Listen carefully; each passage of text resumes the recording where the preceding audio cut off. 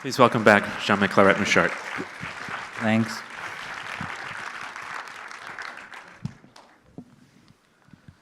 Welcome back. Thanks for that film. Thank you. I'll start, and then we can take audience questions in a bit. One of the things that really stands out for me in this film is its sense for movement. And I don't mean physically. It's a road movie. Of course, people are moving, but I'm thinking about this in terms of how we move between the characters, especially.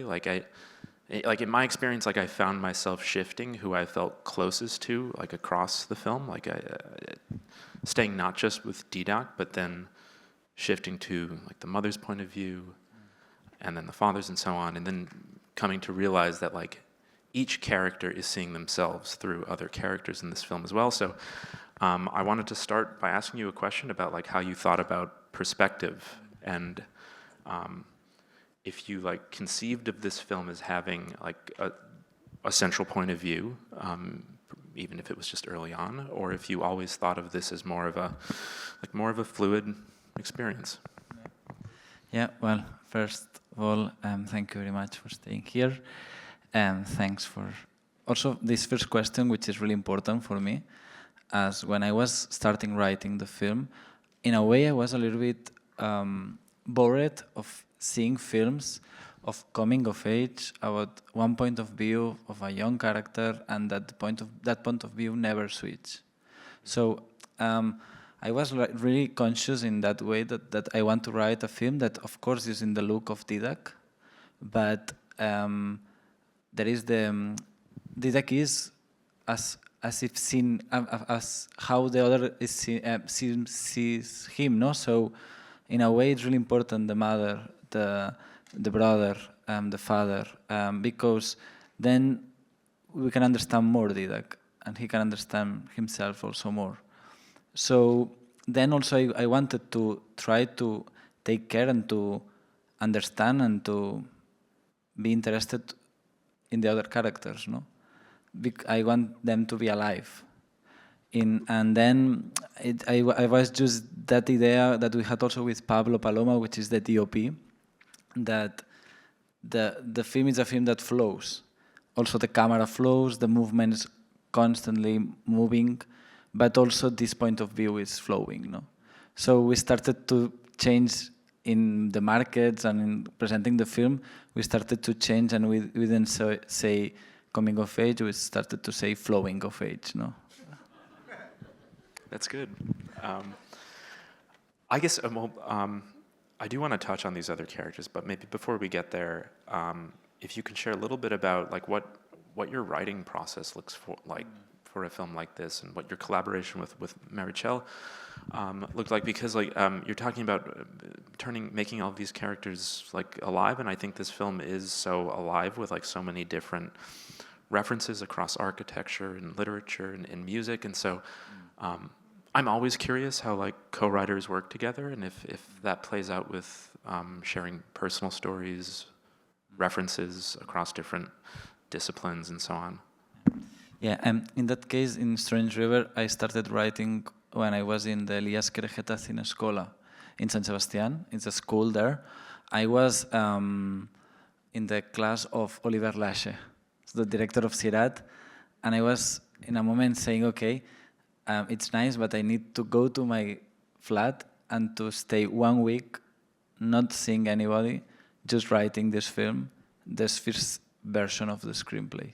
So then I was 7 days alone at home, and I was writing all day, and at the night I was watching one film.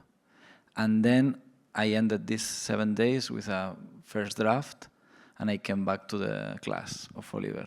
And there, in that class, I met Amanda Villavieja, which is the sound recordist of the film. But in this particular case, I started writing from the memories and photographs that I had from these different travels that I made with voyages that I made with my family, with bikes. So the first draft was more autobiographical, but what I love is how something that could be at the beginning autobiographical starts to change, and there is a process of transformation, no? But the starting point are these photographs, and also the diaries of my mother, and also my memories, and the locations, which the locations are for me the most important thing. To go there, to change these locations, to start seeing other locations and writing scenes and be inspired by that locations. So I've been in the Danube River before shooting, I was 7 times. So going a lot also with part of the team. But then when we had like an 8 version of the screenplay, Marichey, the co-writer, came and entered the writing process. Also because she will be one of the co-editors of the film. So with her, that we had a lot of the same influences, the same references, like Ho Shen-Xian or other filmmakers, or Mano Olmi.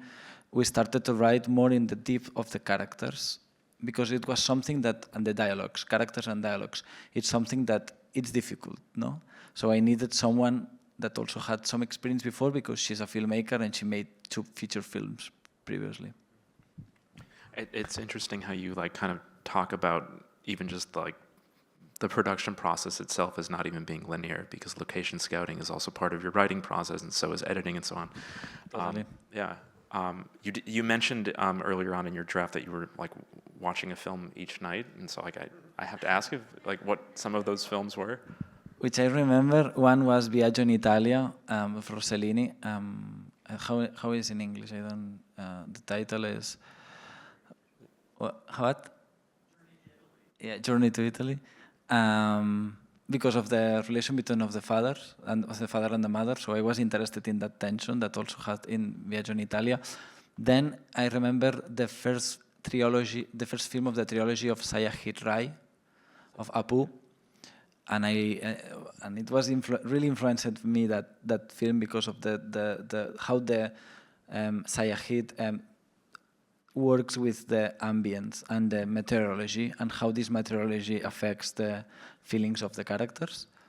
But yeah, and also what you said about the process of this, how the production enters in the writing and how the writing enters in the production process. I normally start like writing, but then I rewrite, and then I'm shooting, and we change a lot of things. And then in the editing with Maria, we change all the screenplay. Like, so the first hour of the film, there is no scene that is in the same order that was in the screenplay.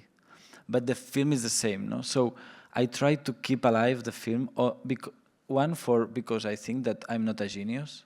So I think it's more interesting to listen to the film and to know what the film wants. And then the other, because if not, I get bored probably during 7 years that we are preparing this film. So I need to have a film constantly changing and a new film constantly to be with the energy to do it. You mentioned locations playing a huge role in this process. And the film is kind of guided by this sort of like architectural tour from the father. And, there are these like concrete fixed places, which I think sit in kind of like an interesting tension with, what we have been talking about. So I'm curious if you can share like what made you choose these particular places that we're seeing in the film, and I guess what did they open up for you? Yeah, I think my father, who's here, he will be glad of you asking this question. Like my father is an architect also, so I had that influence in my life. But this thing of the family going to see places and I really wanted to go to the river, and the father explaining that. So this was totally like concrete, autobiographical. And also it's nice, no? Because now, for example, we are here in New York. So yesterday we were in the Dia Foundation, today in the Donald Judd Foundation. So it's the way that we live, no? In a way, like to share art and architecture and to be working in that places. So when I was making this process of location, the second place that they go, like more architecture, which is from Roland Reiner, which is a neighbor, that I was there when I was 11. we went there when I was 11, and my father showed us this place. So it was a place that had really impacted me, my memories, and I came back a lot because it's like a labyrinth. It's really cinematographical. And the School of Art, of Design of Ulm, I had, before going to that place, I had 4 or 5 versions of the screenplay. So we went back, all the family together, just to spend one week cycling when I had this script. And we were also with my cousins and my aunt and my uncle. And we were like cycling and taking pictures and making locations. So suddenly my father, he said, we have to go there because it could be interesting. And then I went there and I started to realize the potential of that place. And that probably that scene, if there is not that place, probably that scene will not be like this, no?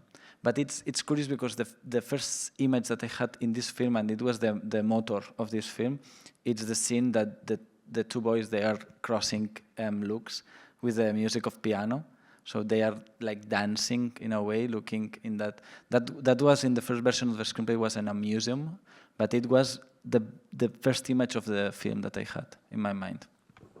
So I would like to maybe shift to talking about your actors. Maybe we can start with Jan. I think Didac is such an interesting figure because for most of this movie we're watching him sort of think and sort of react, perhaps before he's able himself to articulate exactly what he's feeling, and so I think it's actually like a really like complicated character and a role to fill as a performer. So I'm wondering if you can talk about finding your Didac and what that casting process was like, and what initially stood out to you in Jan. Yeah. And this was like a hard work. Martina knows very well because he's the casting director. We saw 850 boys during 3 months. And Jan was the 600. So Exactly? more or less. No, I say 600 to make a better tale of the casting, no? But it's more or less 600. Because I remember a lot like having different options. Also, I share a lot these options with Maria, with the editor, which normally I say that she's the second casting director in the shadow. So we just look at a lot of actors and we're like, this is nice. And we are trying to convince us that they are perfect for Didac. But when Jan appeared in that room and he's was sitting in a chair and we start the conversation, it was so clear for us that he was Didac. Because he had this mystery, he had this difficulty to understand, no? Also because he was this adolescent. Like he's really different from Didac. But how his movements, no, how he talk, how this silence that the character has, also it's a silence that Jan have. So in a way, it's also what I love with actors is that then to adapt the characters to the actors, not the opposite, no. So I started rewriting these actors. These characters through the gestures of these actors. And in a way, Jan reminded me a little bit on how he puts his body in James Dean. This thing of looking not down, not up. And then also he used a lot his shoulders to act. So I just was like, there was like 4 months of working before shooting. So I can understand him and he can understand me. And what I feel that which is the most important thing for the acting direction is to understand the limits of the other, no? So to understand which are his limitations as an actor, and also that he could understand which are my limitations as a director. Yeah, I wanted to actually ask you about how you talked about certain characters to your other actors, and like maybe like especially like the Alexander character, who is this like seemingly fictitious or imaginary person, or maybe not. And I'm just like curious like how a character like that sort of functions in the way you talk about your characters with your other actors, and how you communicated a character like that to John, for example. Wow, this is a really nice question, and it's the first time that everybody was asking. So I will be like maybe trying to answer, but it's really interesting. Like, for example, in the case of Alexander, no? When I was talking with Jan about Alexander, normally I didn't talk a lot. Because with Jan, it's better not to talk. It's better to do. So we didn't talk a lot about characters with Jan. We didn't talk a lot about emotions with Jan. No? It was a process more physical. So Alexander, it was there as a person, as a body, as someone, like, but we don't talk about these characters with Jan. And I think it's better, because then maybe Jan starts to overthink that character. And then he will act in a bad way, in the thing that he will try to show that he's seeing Alexander like that. And what I'm interested is that the actor, in the case of Jan, could be present in the moment. No? But in the case of Francesco, which is the actor of Alexander, because it's a character really abstract, no? Alexander, so it's difficult to play it, because also there is nothing for Francesco to take, no? So we read and we talk a lot about the myth of Undina, the mermaid. So this myth was helping for Francesco to have a little bit of ground on the character, to have a little bit of profundity. So you can see the film really, but in the depth, like trying to see the film through the eyes of the myth of Undina, and there is something there. And then it's because I love also the film of Petzold, no? For example, I know that he was here. Yeah, he blew through town. Yeah. Yeah, and after he came to Barcelona, so it's. And I love his film Undina, or his filmography, and then I put this reference in the piano scene with the music of Bach that he used in Undina as a leitmotif. What you were saying also just reminded me of that scene when Didac is like walking at night and he thinks he sees his mom with someone else, and I think that's like an interesting like turn of events in the film, because it's like it kind of hits that moment in the film where he like begins to realize like his mother had like her own life of her own, has her own life, and it's also what he is seeing kind of like bound up in perhaps his own issues with like desire too. And so I'm wondering like when, like at what point did like a scene like that occur to you in like the writing process, and like deciding to kind of, I guess, manifest these emotions in that way? This is, in a process of creating a scene, there is a lot of obstacles, no, and there is a lot of hasard. So in that moment of that scene had to be a lot of more shots, but we didn't have time in the shooting, so we just changed all the shots for having mostly this big shot that is this traveling that goes, and this other voice appears in the moment of the moving of Didac. When we did that in the shooting, then we realized it in that moment that it's a film really interior from the inside of Didac. So the point of view is changing, but there is a tone that is the tone of Didac, of the tone of an adolescent. So what he sees him could be real or could be imagined, or for me, which is the same, something that you can imagine, it's real. So this is like the tone, no, of Didac, and I think that it was created mostly in that scene. Then, for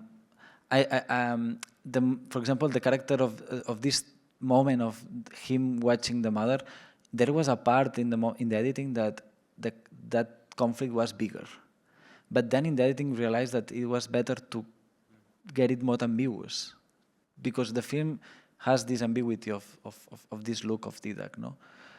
but then I think that now I will change the way we shoot it. That moment of not the moment. I really like the traveling with the boys, looking Didac and Didac being afraid. But then when we arrive to the mother, I think that now I will do it better. I have more questions, but I should open it up to the audience to see what they have to say. So you can raise your hand and a mic will come to you.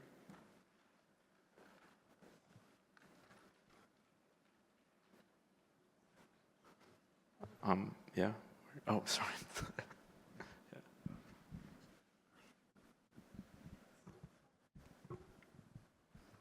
Thank you for the beautiful movie. Thanks.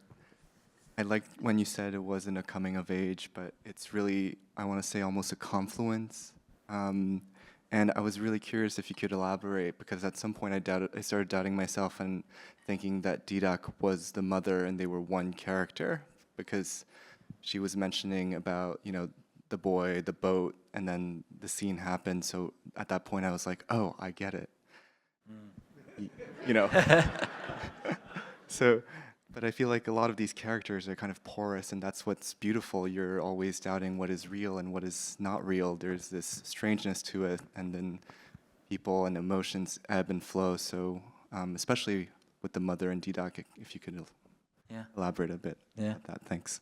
Yeah, I love this interpretation that you make, like, because in a way, it's really nice what you say, that it's like that you realize sometimes a moment that it was the same character. No, I never thought like that, but I love that. I thought that in a way the mother, she's seeing that her son is having the same as she had. So in a way she is getting back to that emotions, but she realizes, or she feels that maybe it was not the same. And also Didac the son is listening the tale of the mother, no? So he then make the same voyage, but differently, no? So it's this encounter of these two characters that they share an experience closely, but everyone is different, no, from the other. But yeah, and this relation of these two characters, it was it was really appearing in the process of writing with Mary Che, with the co-writer. So she has another point of view, no, which is beautiful. And then also I like that what happened when happens these new ideas or these encounters between these two characters that are really fictional, really far from my life, no. So then the fiction, it's coming and coming and coming, and this I love.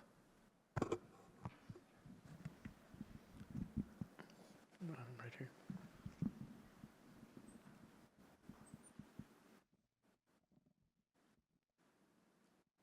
Thanks for such a beautiful movie. I love the second brother, the middle brother. But I want to ask you a bit about the script, and the movie has a lot of like physical elements, right? You talk a bit about that, but I was curious how much of that was in the script, how much to develop later, if that was intentional from the beginning, and if you can talk about that.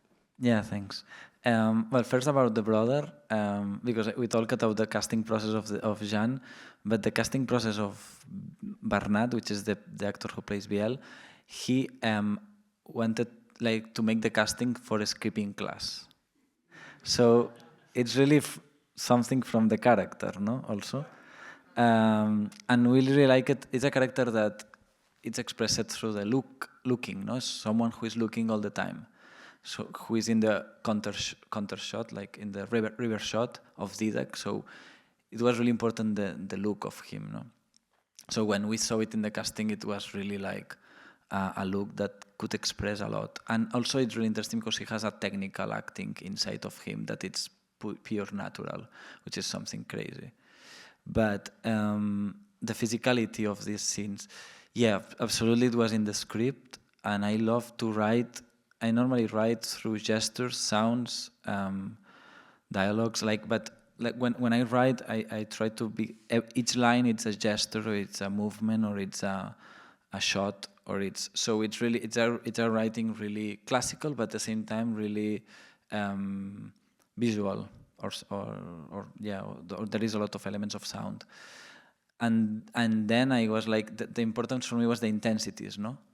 So how some scenes of when they are fighting in the tent, they were written really intense, and when they are sleeping, it's more like calm. No, so what I like in the screenplay is to make more close to the music, or I will always say also dance, no, which is something that inspires me more than literature, for example. So in a way, it's like a partiture of music, like a work of music that there is some intensities and crescendos, decrescendos. So all this process. But of course, then in the shooting, they change a lot of things, no. And then it's in my process it's really important, the editing, because it's a process of rewriting all this and to adjust all the time these intensities. Thanks. Yep, in the back there.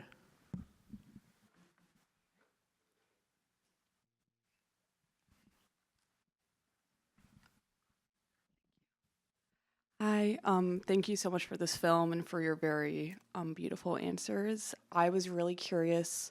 You don't see a lot of technology in this film, but the ending, with the earbuds and the brothers sharing this music, and then the middle brother kind of taking that music to his own. I was just curious the intention of that, and yeah, why you chose to end the film with such a, placement of time, I guess. Yeah. No, well, thank you very much. But yeah, it's really like I love to think that cinema has his own time. No, there is a time that it's from the cinema. It's really hard to shoot technology in cinema. I think that there is I love a film of a filmmaker which is Personal Shopper of Olivier Assayas, he's great in how he portrayed the tension of technology, in narrative, but this is really difficult. So it was my first film. So I need to go little by little, and I think that technology is really interesting to put in the film, but it's really difficult. But then when I was writing, I realized that it was an organic way to end the film with this music, and to use these like headphones, because it's something that they are only listening, the two brothers, But when I think about time in the process writing, I try not to think if this film is happening now or 10 years before or 20. What I think that of the film it's really contemporary, it's the dialogues.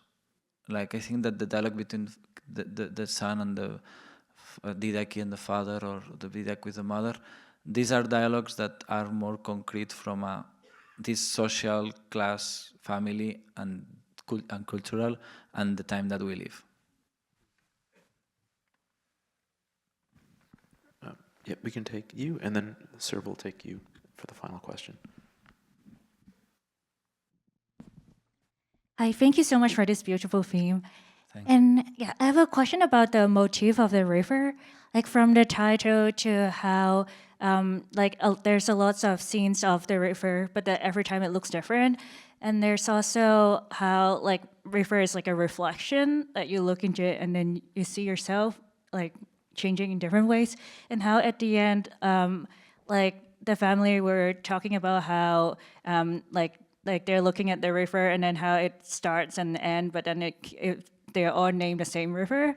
And I'm wondering, what does the river mean to you, and what is your process about like thinking about it as like the central points of this theme?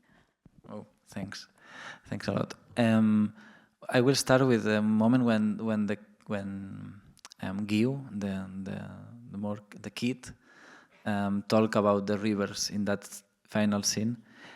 In that moment in the shooting, we were not listening what he's saying, and it was not a dialogue in the film. So we always say that with Monica, the script, that he is the shadow dialoguist of the film, and then we realized in the editing that he was saying that, which was beautiful. And in a way, it's the first time that we listen the Danube River. So in all the film, you are in a river, but we don't know which river is, Then about working with rivers. Of course, there is a line really obvious, which is the symbolic line, no? The symbolic way of looking rivers, because there is a lot of literature about that.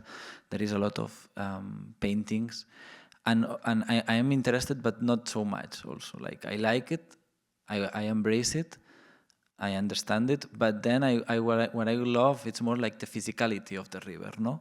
And as you said, how the river is a mirror and how we see Didac changing as the river is changing.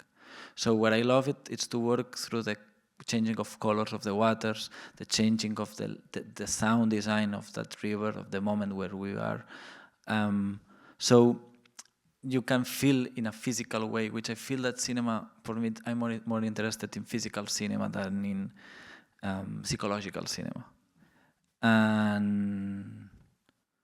And about the river, what it means to me, it's the first river I made with bicycles when I was 11. So and then we made different rivers, but that river, in a way, it's really ambiguous. Also, there is some shadow, some darker in the river. It's dangerous. At the same time, you go to the Danube River, it's really calm normally. But in the deeps of the river, there is a lot of currents. So I loved that feeling, and also the Danube River, the palette of colors that the landscape have.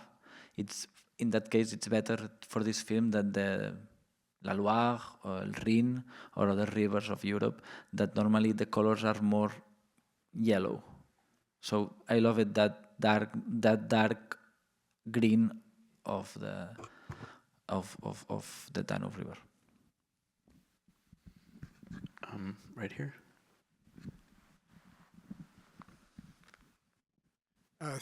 Thanks again for this very rich and powerful film. One aspect of it that really struck me was the use of color, and of course blue throughout, though curiously, and you just, I think, explained it, the Danube of all things is not blue, but so much else is, and the colors are so deep and saturated. The Metropolitan Museum right now is having a show of the works of the painter Raphael, and looking at so many of the shots in this film, I just was drawn immediately to that world of Renaissance painting and the vividness of the colors and the vividness of the details in the facial expressions and the eyes and again the blue backgrounds and so many things. And I was wondering whether that's just an accident or whether that's something that you actually had in mind. Yeah, well, first, thank you very much. When I work in cinema, I don't have a lot of reference of painting, but I love working with color as expression, no? I really love when the films have color. Like, I love Douglas Sirk films, which is like really, you know, like there is the color and there is an expression of that color. But I think that there is an influence really direct to me, which is that my grandfather and grandmother, they were painters. My grandfather, which is called Jaume Muxart, he was a expressionist painter, and he always mentioned Raphael, Velázquez, Goya. Then he was more like, really expressionist and with different moments of his life, different painting. And my grandmother, Roger, she was more close to Paul Klee. And the use of color of this blue, for example. There is in the family we always say that the blue of our grandmother, no, because it's a blue really special. That is the blue of the eyes of Didac. But so yeah, in a way I had the influence of them. But then I'm happy because I have also the DOP Pablo Paloma. He also loves color, no, and then when we prepare the process of this film, we choose the locations in relation with color, because color is rhythm, no? So and not only the DOP, also the art director Sandra Pratt or the colorist Clara Rus, who are people who they are friends and we are making films since we are 18. They are interested in color and they understand that the rhythm and the looking of an image, it depends on all these departments, no?